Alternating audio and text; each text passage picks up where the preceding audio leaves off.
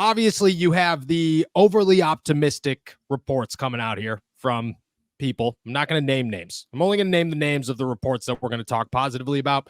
You have the overly optimistic reports saying that a deal is done and that this is already in place and Brandon Aiyuk is a Pittsburgh Steeler and everything, so on and so forth. And then those reports also claim, hey, well, it'll happen by the end of the week.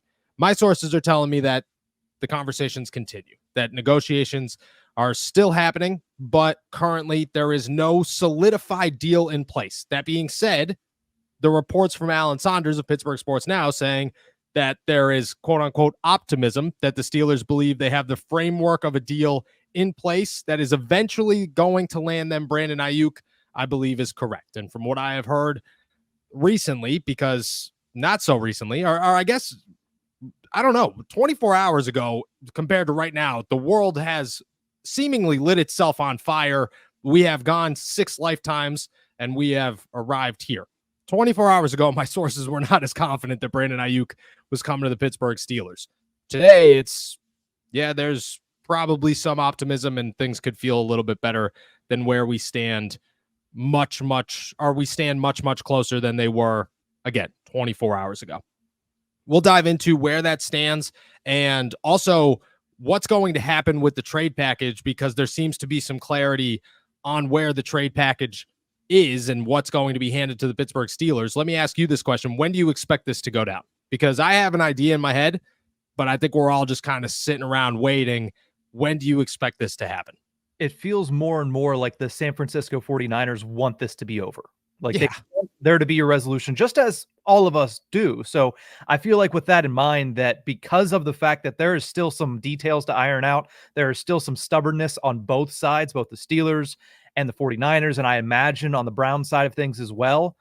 I think it probably isn't going to happen. If I had to put an estimation on it, I'd say at some point this week, but I'm not confident in anything in the meantime, because as everybody is saying, the situation is fluid and it can turn on its head in 2 seconds. I mean, look at yesterday.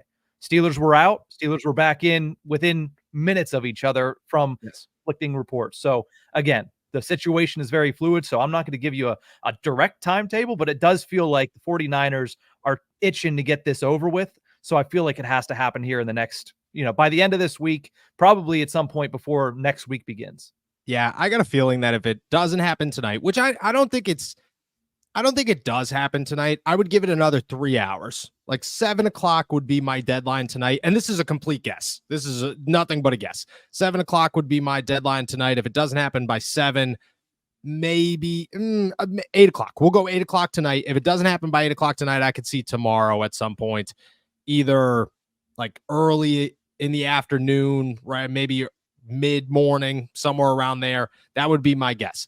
If it doesn't happen before tomorrow night, I'm looking at Friday during the game. Like I'm during the preseason game, the trade gets announced, because that's classic when general managers, like, they got nothing to do. The game's going on. They don't have decisions to make. They're going to talk to each other. Cool. That's what's going to happen. I could see a trade going down then. I think it is going to happen relatively soon. When, who knows? I don't think it's as close to the finish line as some people are making it say or seem, but at the same time, I think it's close enough to start believing that it's going to happen. It's just a matter of when. Now, there's the other part of this, which is the compensation. And over the last day, we have learned that James Daniels is most likely in the talk for being sent to San Francisco or being traded for Brandon Aiyuk. And on top of that, they fleeced him and didn't give a first-round pick. And if that's what we're looking at right now, if the Pittsburgh Steelers are going to give up James Daniels, a second-round pick, and maybe I've seen rumors of a 5th. I've seen rumors of a 4th. If that's what you're giving up for Brandon Aiyuk, Omar Khan deserves a statue, my friend. Put him in the middle of Pittsburgh. I don't care what you got to take down. That is unbelievable what he could possibly pull off. James Daniels, a second, maybe a little bit more. Who knows? But we'll go James Daniels in a second. I've heard Calvin Austin's name out there, but I think that would be more of a just get them over the hump, get them over the finish line, add it to the package instead of a guy that they feel they could work with and negotiate. Like James Daniels could bump you from a first to a second. Calvin Austin isn't getting you anywhere close to that. So I think Calvin Austin would be more of a, hey, let's just add this in to to get this over with, to finish this off. James Daniels, a second, and I don't know, let's say a later round pick, a mid-round pick. How are you feeling about that? That, in my eyes, that's unbelievable. That is a trade that should not happen, but very likely will. It sounds like Omar's cooking. It sounds like Omar Khan. Yeah, it does. That's completely, because it sounds like a deal that he was going to say, this is what we're offering you. And if you want to go somewhere else, go ahead and go somewhere else. Because the one thing we've seen from Omar Khan in 90% of any move he's made, free agency, trade, any of that stuff, it's patience.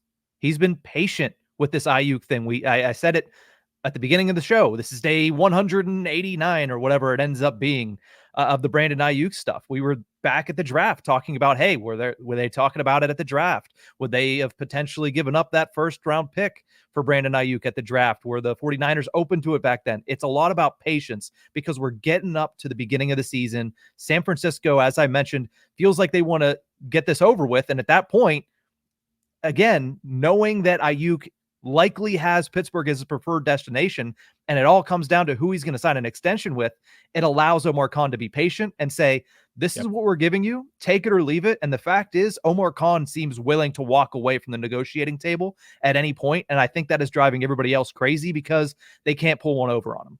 Yeah, I agree. I definitely agree. Look, I think Omar wants this deal to get done. I believe that he feels that Brandon Aiyuk is the missing piece to this Steelers team and can get them over the edge and makes them a real Super Bowl contender, and so on and so forth. I also think that he sees the vision of maybe Justin Fields turns into the guy, and now you got George Pickens, Brandon Aiyuk, Pat Freiermuth, a young offensive line, and AB be sneaking in there, man. Every time Antonio Brown tweets nowadays, I'm like, maybe he's got something. A young offensive line, you could bring back Jaylen Warren, your defense is stout. I just think it works. Like, I think he sees the vision. He wants to get this done. To be able to do that would be unbelievable. And just like you said, like I've heard from very like reliable sources that they offered a first round pick during the NFL draft and they were very content with a first round pick. Now that's not the case. And if that is what happens, that's just crazy. And I'm okay with giving up James Daniels. I'm so okay with that. Move Nate Herbig over to guard. Let Zach Frazier start at center. I mean, Mike Tomlin pretty much said that Zach Frazier is going to start at center today anyways. So if you move Nate Herbig over, you start Zach Frazier. I'm all for it. I think that works out totally fine. Mason McCormick hopefully develops into something great, and then you can move on from Nate in a year. When it comes to the Brandon Aiyuk trade or signing, I saw rumors out there of like 4 years, $115 million. I don't know. I don't believe random Twitter accounts that I've never heard of until all of this started happening. So until, something comes out, I don't know if I believe that. I also have a hard time believing that the Pittsburgh Steelers are going to hand Brandon Aiyuk a 4-year deal instead of a 3-year deal. I think a 3-year deal is usually how they keep it. I could see $28 to $30 million a year. That's where we're sitting. I think it's a great move. What it does to shake up the depth chart is very simple. Aiyuk and George Pickens, Van Jefferson comes off the bench as the number 3. Calvin Austin is in the slot, and then Roman Wilson. I'm all about. I mean, think about how right now, where we currently stand before this trade is done, your starting wide receiver core your Steelers wide receiver core is George Pickens, Van Jefferson, Calvin Austin, and Roman Wilson. Yuck. George Pickens, Brandon Aiyuk, Van Jefferson off the bench with Calvin Austin and Roman Wilson in the middle. Phenomenal. Like all you did was add one name and you just went, wow, every piece seems to fit a whole lot better. It's, I think it works out so well. Now, when will it happen? Who knows? It's a wait and see type of situation. And for everybody who's looking for the clock to strike midnight right now, you might actually have to wait until midnight. Let me ask you, what's the worst case scenario in this entire situation? And then we'll dive into everything else, because there's a lot of questions in here about Brandon Aiyuk. We'll answer those, and then we'll talk Justin Fields. But what is the worst situation you could see happening with this entire thing playing out? For the Steelers, the worst case scenario would be the Browns reduce their offer because they're getting angry that the fact that it's taken this long, and Brandon Aiyuk just simply says, all right, you know what? At the end of the day, Browns were a playoff team last year. Maybe Deshaun will be better, and they're offering more money. More money plus a similar trade compensation than the Steelers were trying to offer, and he ends up going to the Browns. That is the worst case scenario for the Steelers because at the end of the day, they were there, but Aiyuk at the end of the day just ended up wanting to go because there was more money and everything else was equal. Yeah. So maybe it's the dome, man. Maybe the dome gets him over the edge. He's just like, well, I get to play inside now, so it's not cool. Because if anybody's been to Cleveland, which I'd imagine a lot of people on this that are listening have, if you've been to a Cleveland Browns game, it sucks, man. Like it is, the wind coming in there is unreal. I don't understand why they thought that was cool. It's not. So a dome maybe gets it over the edge. I agree. I think that if Aiyuk somehow ends up in Cleveland, that's the worst case scenario. But I think that's so far from a possibility right now. Like, I just don't. I get that there are multiple teams engaged. This comes down to Brandon Aiyuk, man. It has nothing to do with the San Francisco 49ers. Ayuk's either going to play it out with San Francisco or he's going to go to the team that he wants to go to, and that's not Cleveland. It's not New England. That's why they backed out. It's looking like it's Pittsburgh.